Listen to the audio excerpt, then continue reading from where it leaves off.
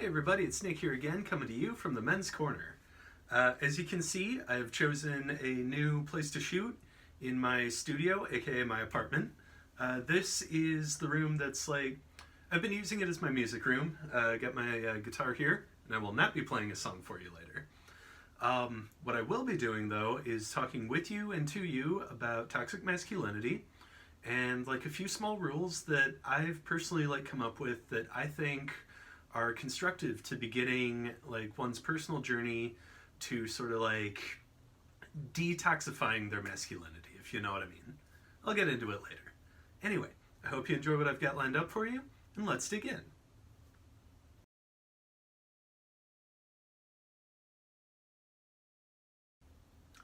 So, when we say toxic masculinity, what we're referring to is the more negative traits associated with masculinity, right? This would be things like being hyper-aggressive, excessive risk-taking, extreme violence, and these are all sort of narrated and dictated to men throughout our lives, right? If you'd like, a more in-depth look at this, please go check out my Man Box Part 1 and Part 2 videos. So, in the line of work that I'm in, I examine gender theory, the way that people interact with each other quite often, right? And so I have sort of pieced together three rules and ideas rather, I guess, to sort of start to detox one's life, right? These are they're meant to help kickstart the journey to becoming a more well-rounded man and being more open and able to learn from actions and talking to people, all right? So the first one that I developed is simply just shut up and listen, It's if someone's explaining to you why something was harmful or mean or hurtful or whatever it might be, just listen. Do not push back against what they're telling you, because they're telling you their experience or, their culture's experience or, whatever level that it may be at.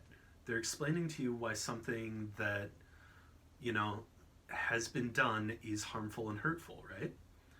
So step two rather, ask the right questions based off what you learn from what you hear in step one. By asking the right questions, it shows that you're present, that you're actually engaged with trying to better yourself, and that you're actually aware of the actions and consequences that doing certain things may have, especially towards others, right?